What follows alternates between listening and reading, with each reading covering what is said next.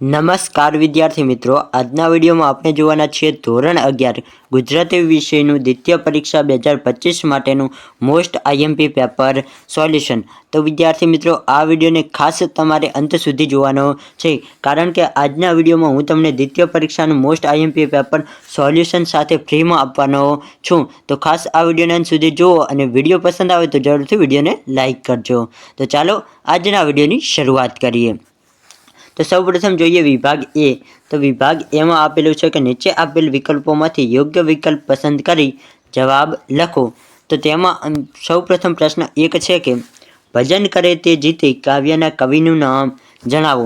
તો સૌપ્રથમ વિદ્યાર્થી મિત્રો, પ્રશ્ન 1 છે કે ભજન કરે તે જીતે કાવ્યના કવિનું નામ શું છે? તમને આવડતું હોય તો ફટાફટ તમે કમેન્ટ બોક્સમાં લખીને જણાવી શકો છો।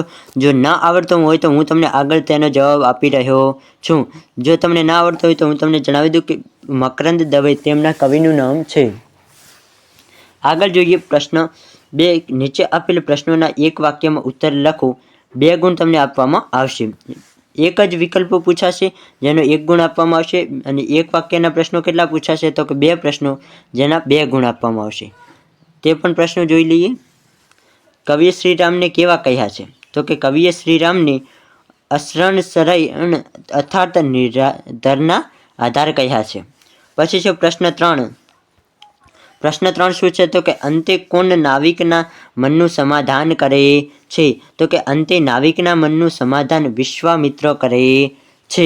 વિદ્યાર્થી મિત્રો, આ જે પણ હું તમને અહીં પ્રશ્નો આપું છું તે ખાસ ઇમ્પોર્ટન્ટ છે, તો જરૂરથી આ બધા જ પ્રશ્નોને પાકા કરી લેવા। આ ખૂબ જ મોસ્ટ ઇમ્પોર્ટન્ટ પ્રશ્નપત્રનું સોલ્યુશન છે, અને તમારા બધા મિત્રોને જલ્દીથી મોકલી દેજો।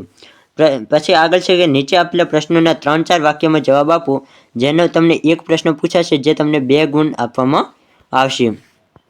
તો તેમાં પ્રશ્ન 4 છે કે લુહાર શું જુએ છે? એનું હૃદય શી વ્યથા અનુભવે છે? તો કે વધ સ્તંભ પર જડેલા ઈસુને જોવા માટે મેદાની એકઠી થઈ છે। મેદની વિખરતા વૃદ્ધ લુહાર આવે છે અને વધ સ્તંભ પર જડેલા ઈસુને જોઈ તેને અત્યંત દુઃખ થાય છે।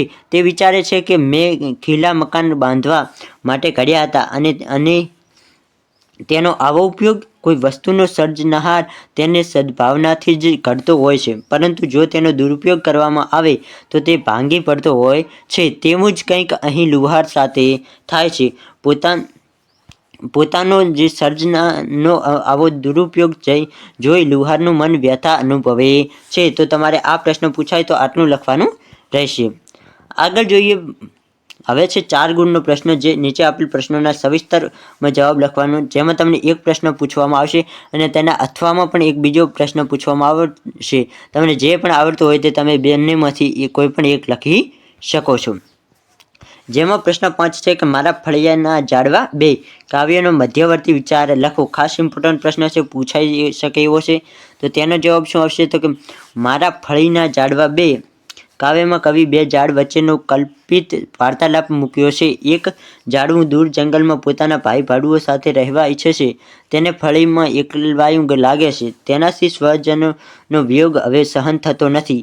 દિવસ તો તે ગમે તેમ કરીને પસાર કરી લે છે, પરંતુ રાત તેનાથી પસાર થતી નથી। બીજું ઝાડવું તેને સમજાવે છે કે આપણે અહીં વધારે સુરક્ષિત છીએ। ત્યાં જંગલમાં ઓચિંતા કઠિયારા આવીને કુહાડાના ઘા મારીને આપણને ઈજા પહોંચાડી શકે છે। અહીં જેને આપણને પાણી સિંચીને ઉછેર્યા એમને તરફ આપણું કર્તવ્ય બને છે તેમને આપણા ફળ અને છાંયો આપવા જોઈએ।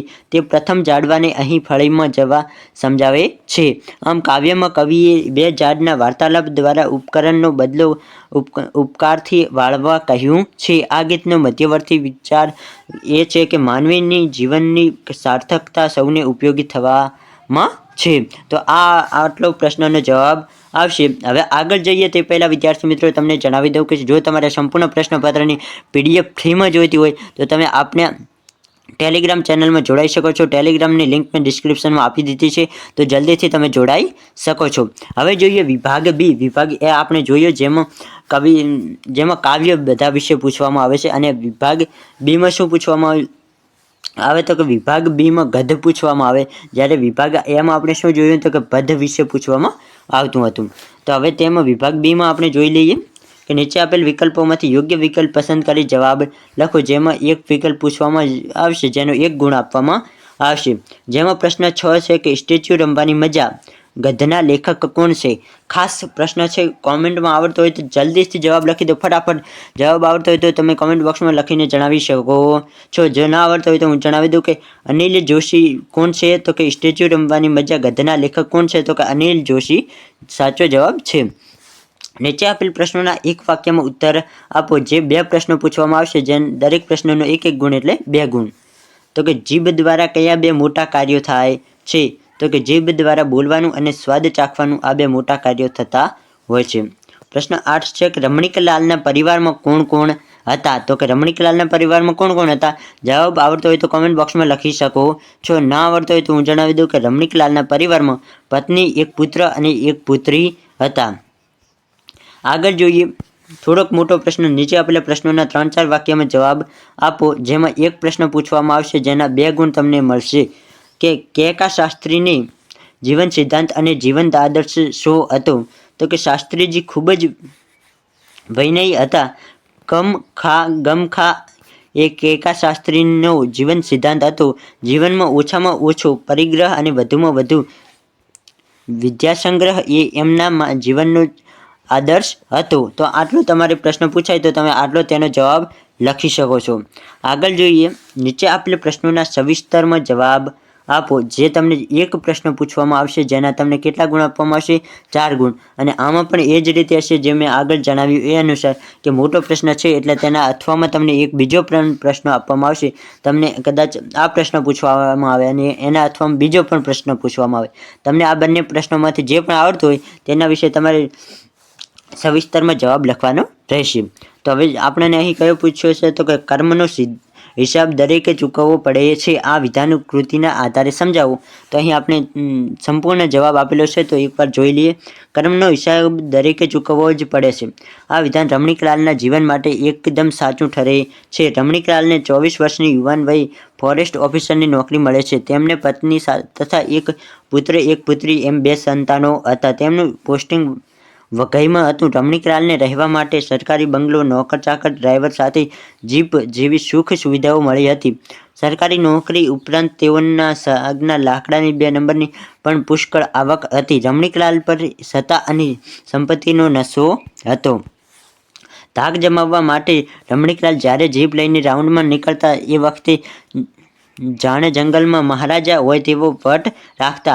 આવા જ વટમાં એક દિવસ તેઓ 2 શ્રમજીવીઓને માત્ર ડાળખા વીણીને લઈ જતા જુએ છે. તે 2માંથી એક રમણીકલાલને જોઈને ભાગી જાય છે અને અન્ય એકને રમણીકલાલ એટલી જોરથી ચાબુક મારે છે કે તેની ખોપરી ફાટી જાય છે અને તે મૃત્યુ પામે છે. તે ગરીબ શ્રમજીવીની પત્ની અને 4 બાળકો નિરાધાર થઈ જાય છે. શ્રમજીવીની પત્ની કલ્પાંત કરતાં કરતાં તેમને તેમનું ધનોત-પનોત નીકળી જશે તેવું શાપ આપે છે. શ્રમજીવીની પત્ની આપેલા શાપના પ્રતાપે રમણીકલાલની પત્ની હાર્ટ એટેકમાં મૃત્યુ પામે છે. અમેરિકામાં ભણતો પુત્ર આંતરડાના કેન્સરને લીધે બચી શકતો નથી. આગળ શું થયું રમણીકલાલ વિશે તે પણ જોઈએ. તો કે તેની સારવારમાં રમણીકલાલની બધી કમાણી સાફ થઈ જાય છે. વેરાવળમાં પરણાવેલી તેમની દીકરીનું પતિનું પણ મૃત્યુ થાય છે. જુવાન જોધ દીકરી વિધવા થઈ જાય છે. પૈસાની લાલચમાં સાસરીવાળા તેને સળગાવી દે છે અને તેનું પણ મૃત્યુ થઈ જાય છે. આમ રમણીકલાલ પોતાની પુત્રીનું મોઢું પણ જોઈ શકતા નથી. તો કે જોવા મળતું નથી. આમ જુવાનીમાં કરેલા ક્રૂર કર્મોના બદલે રમણીકલાલને ઘડપણમાં ચૂકવવો પડે છે અને કર્મનો હિસાબ દરેકે ચૂકવવો પડે છે. આ વિધાન યથાર્થ ઠરે છે. તો અહીં આપણને એક ઉદાહરણ, એક પ્રકરણ દ્વારા સમજાવવામાં આવ્યું છે કે આપણે જેવું કાર્ય કરીએ તેનું આપણને તેવું જ ફળ મળતું હોય છે. તો અહીં આપણે વિભાગ A અને 2 ગુજરાતી વિષયનું સંપૂર્ણ જોયો છે.